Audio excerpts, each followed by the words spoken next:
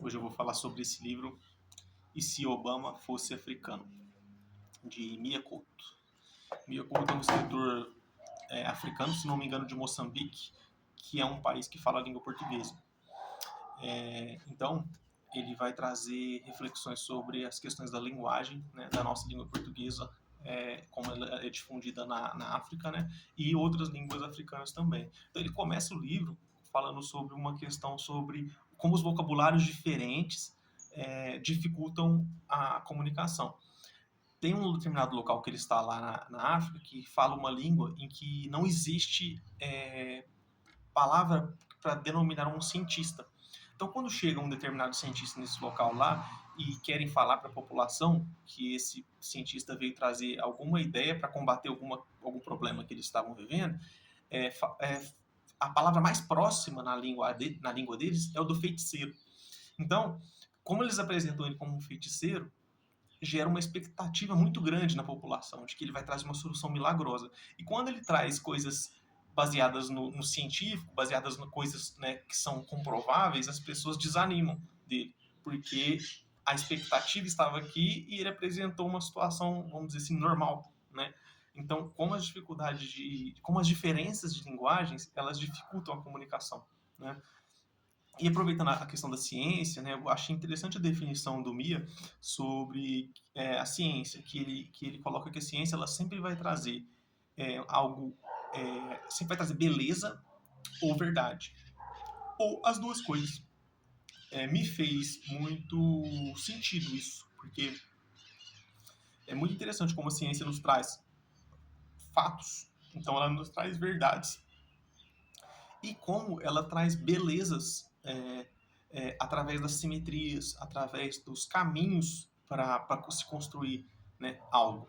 Então, vai ter hora que não é tão belo, mas é verdade. Vai ter hora vai ter hora que vai ser as duas coisas, né? Vai ter hora que é bonito o que é comprovável ali, né? O que vamos dizer, palpável ali, né? Bom, alguns trechos interessantes, né? Ele fala sobre a nossa dificuldade de nos vermos como seres históricos, né? Que a gente tem muita dificuldade de entender que a gente está cumprindo um papel, né? É, com o passar do tempo. Outro trecho que ele fala que a gente fica sempre falando que precisa de mais isso, precisa de mais aquilo, quando na verdade o que a gente precisa são de novas atitudes, né?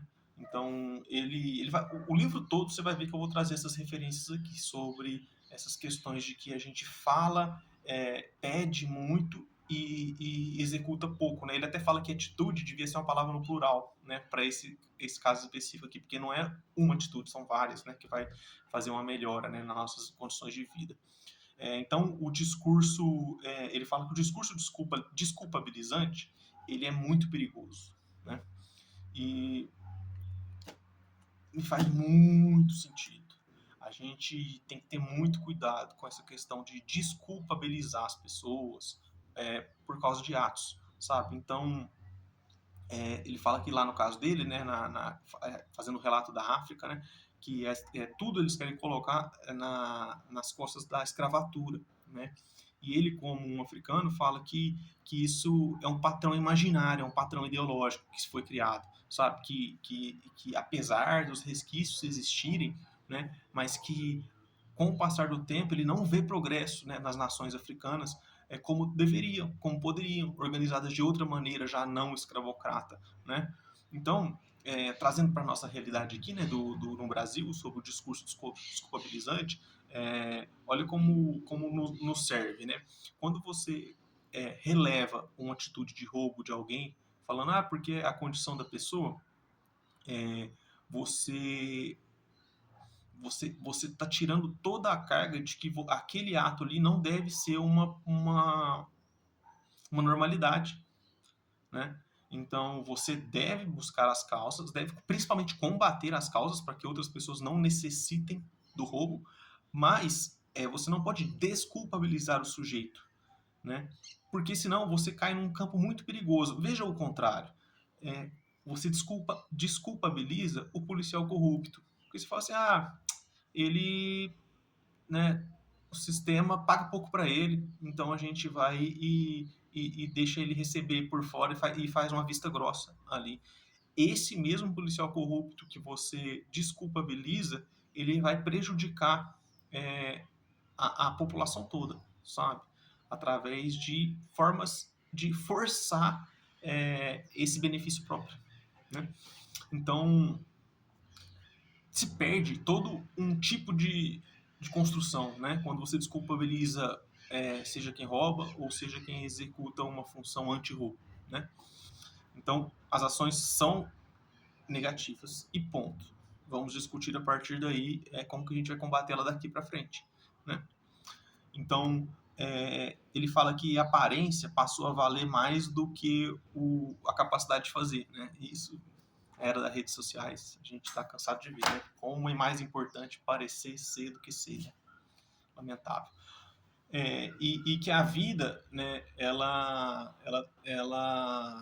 ele fala que, assim, que tipo assim, as pessoas estão sempre nos pressionando para ter coisas, né, ou viver coisas compatíveis com a gente. E ele fala compatível com o quê? Somos todos seres humanos iguais, então eu não preciso viver com algo que seja compatível a mim, no sentido de que eu tenho que ter mais, eu tenho que querer ser mais ou ter mais, né, por causa de uma impressão do outro sobre mim, né? Então, ele fala que a história ela pode ter nos empobrecido, né? E com certeza nos empobreceu. Mas nós também nos empobrecemos, sempre, sabe? A gente tem essa cultura de nos empobrecer também, sabe?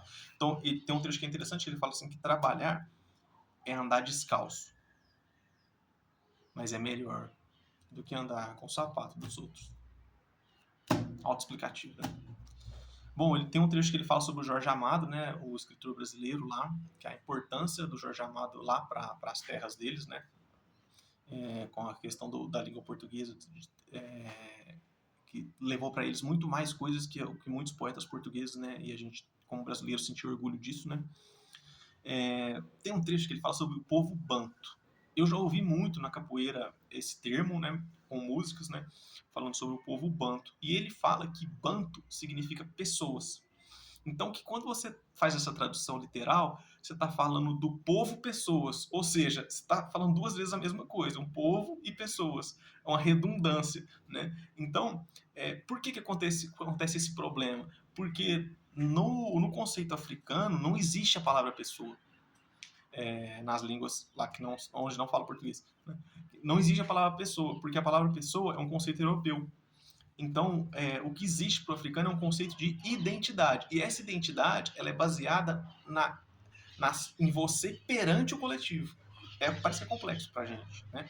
Mas casa com uma ideia que eu já vi há muitos anos atrás, que é a questão do Ubuntu, né? Ubuntu, né? Que é sou o que sou porque somos todos nós, né? Então faz muito sentido, né? Então, olha a dificuldade do dialeto de novo, né? Dialeto ou língua, né? De novo, né? Que não tem lá, então as palavras têm outro peso, né? A outra questão da palavra pobre, lá, a palavra que mais se aproxima de pobre vai ser o sinônimo de órfão. Olha como é profundo. Que quando um ser humano está sem família, e aí estenda esse conceito de família não a sangue, a pessoas. Você está sem pessoas, sem rede, sem convivências. Você se torna um ser empobrecido. Não tem nada a ver com questão econômica. Olha que interessante. Então, ele fala até nesse trecho que a gente, enquanto ser humano, a gente perdeu a capacidade de fazer as perguntas importantes. A gente busca tantas respostas que a gente perdeu a capacidade de fazer as perguntas que são importantes. Ele fala que desumanizar-se, né, é um atributo que é usado sempre quando você quer atacar alguém.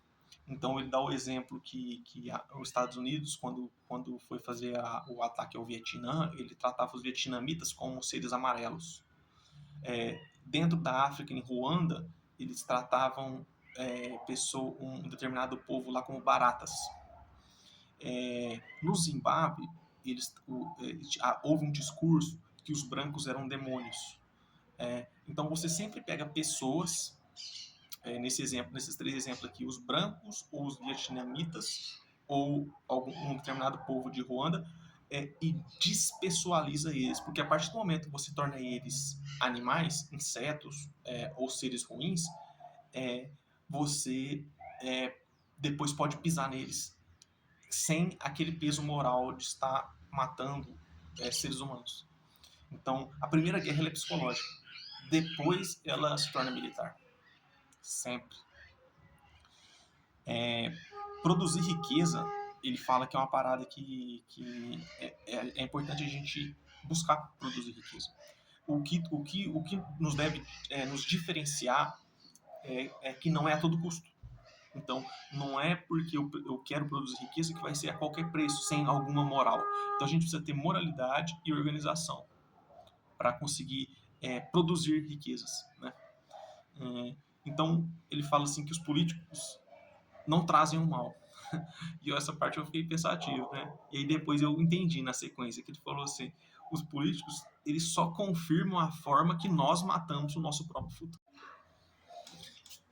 Sobre a questão dos prazeres imediatos dos jovens, né, das pessoas mais jovens, ele coloca que com o passar dos anos, o ser humano tem perdido a capacidade de viver passo a passo. Então, parece que a gente tem criado uma cultura da vergonha pelo grão, de grão em grão. A gente tem vergonha disso. Então, a gente começa a querer viver só hoje. Então, tudo é hoje, sabe? E ele traz isso que como é importante se escorarem exemplos de pessoas mais velhas, que existe amanhã, né? Que a gente tem que pensar sobre isso, né? Onde nós queremos estar, né? E fora do discurso econômico, no sentido de como eu pretendo me ver, né? Daqui muitos anos, né? Então, ele fala assim que toda vez que as pessoas lá da África estão saindo, elas não estão fugindo da África desesperadas. Ele até faz uma narrativa muito triste de pessoas que se jogam ao mar, se jogam no meio de de cercas farpadas, arames farpados para outras pessoas andarem por cima para elas conseguirem sair, coisas assim, né, terríveis de imaginar. E ele fala que a fuga não é da África, que as pessoas estão fugindo do desespero de uma miséria sem fim, sem esperança de acabar. E ao mesmo tempo ele traz a reflexão de que é tentador culpar o outro, né? Que a gente tem esse impulso, né? Mas ele fala que Angola ela podia ser uma potência em pessoas felizes, sabe? Em harmonia de viver, sabe? Que ela tem capacidade para isso. Né? E que quando a gente adota, né, que a gente sempre é vítima, né? A gente esquece da pergunta seguinte, tá, mas e o que a gente vai fazer com isso? Né? Tá bom, somos vítimas de alguém, de algum povo, de alguma etnia, de alguma coisa. Mas o que a gente vai fazer com isso a partir daqui? Né?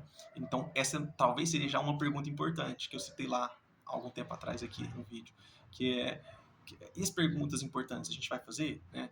Então, ele dá um exemplo muito interessante lá sobre as questões de senso comum, né?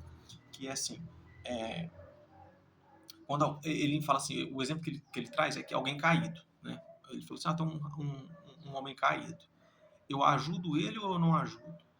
Se eu for ajudar ele, pode ser que seja uma armadilha, né? E aconteça alguma coisa ruim comigo.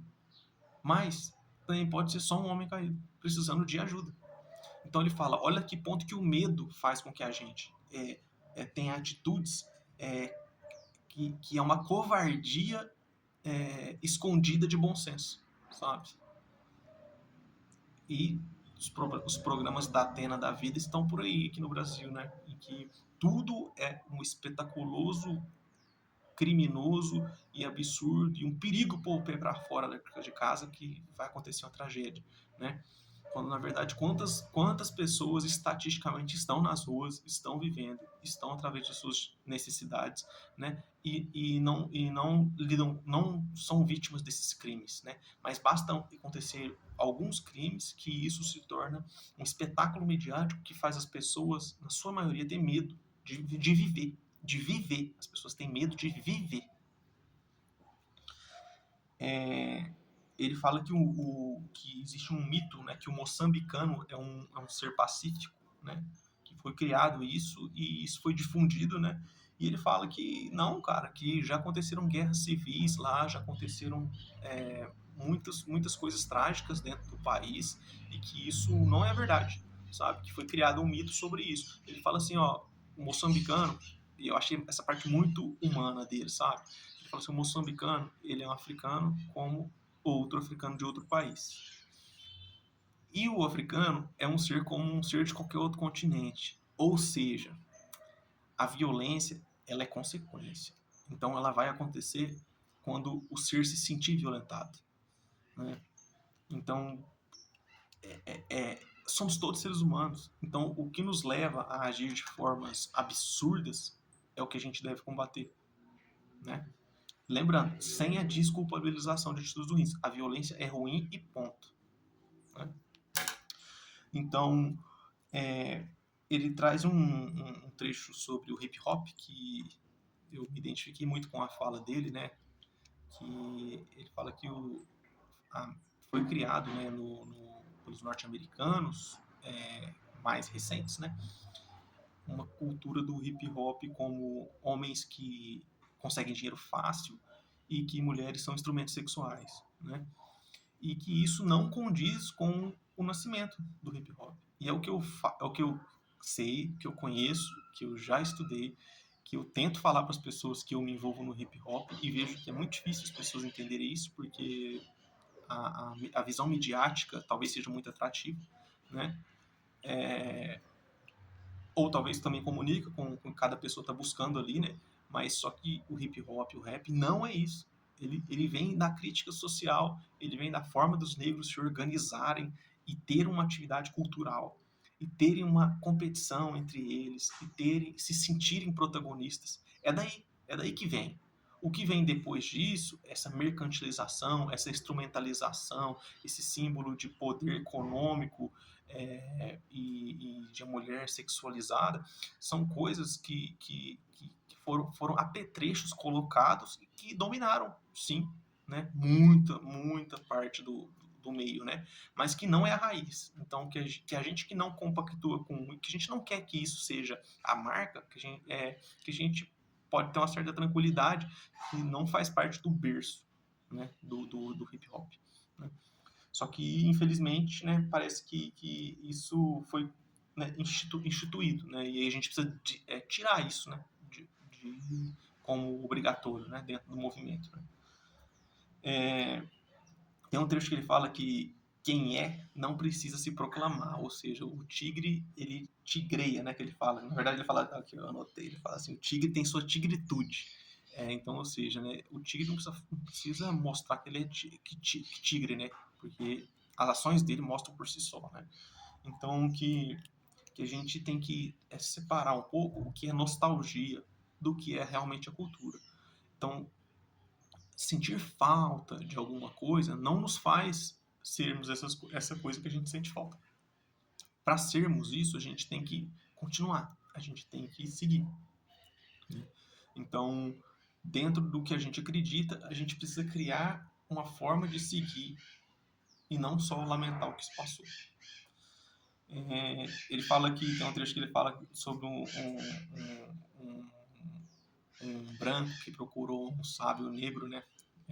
E pergunta para ele se ele, os idiomas que ele fala, né? E aí ele pega e fala que não sabe falar o idioma que o rapaz queria que ele falasse, né? E aí o, o branco pergunta para ele, mas então a nossa diferença é essa, que eu sei falar aquele idioma e você não sabe? Ele fala assim, não. A diferença é que eu sei ficar calado em português, que é a minha língua. Você não sabe ficar calado em nenhuma língua. Então, tipo, calma lá, né? Calma lá, dentro de outra cultura, não é porque você aprende uma outra língua que você domina ou que tudo aquilo ali significa, né? E essa história do africano usar a língua portuguesa, né? Assim como nós aqui no Brasil, é muito interessante, né? Esse intercâmbio, né? Com vivências tão diferentes ali e próximas também, através da ideia do Brasil sendo formado pela escravidão, né, e mestiçagem, né. Então, é um livro muito bom, e ele termina o livro falando sobre a referência do título, né? E se Obama fosse africano? Que quando o Obama é eleito presidente dos Estados Unidos, né, que vários líderes lá dos países africanos entram em contato com o Obama ou fazem publicamente elogios e comemoram a vitória do presidente negro, nos Estados Unidos. Só que o Mia Couto faz a reflexão, né? Se o Obama fosse africano, será que ele seria eleito lá? E, infelizmente, a resposta é não, não seria. Lá existem instrumentalizações de poder e ditaduras instauradas, né? Se é que a gente pode chamar assim, há décadas, né? Em que essas pessoas não permitiriam que ele fosse eleito lá com as ideias dele. Então, até essas que parabenizaram ele, ou seja, o autor traz para a gente uma luz sobre a questão da hipocrisia, né? do jogar para a plateia, né? Parabenizar ele porque ele é negro e foi eleito lá, para talvez gerar alguma vantagem entre países, porque a filosofia do Barack Obama não tem nada a ver com a filosofia que esses líderes estão perpetuando lá, sabe? Então ele fala até que seria, se ele fosse eleito, ele primeiro, quando ele candidatasse, ele ia ter candidatura negada, porque ia inventar alguma coisa que ele não poderia se candidatar, ele ia ter que esperar mais anos. Depois de anos, quando ele conseguisse se candidatar e fosse ter a eleição, eles iam dificultar a eleição e não ia realizar a eleição no dia que estivesse marcado, iam criar outro clima. Se ele fosse eleito, por algum motivo, não ia deixar ele assumir. Então ele fala assim que a África ela é uma vítima histórica e continua vítima das atuais pessoas que levam adiante essas ideias do empobrecimento popular em detrimento de pessoas tendo vantagens, né? Pequenos grupos tendo vantagens e se perpetuando no poder, né? Que é o que a gente vive em muitos lugares do mundo, né? Uma leitura fantástica, recomendo muito esse livro. Me surpreendeu muito positivamente. Eu já esperava que ele fosse bom, né? Mas foi melhor do que encomenda.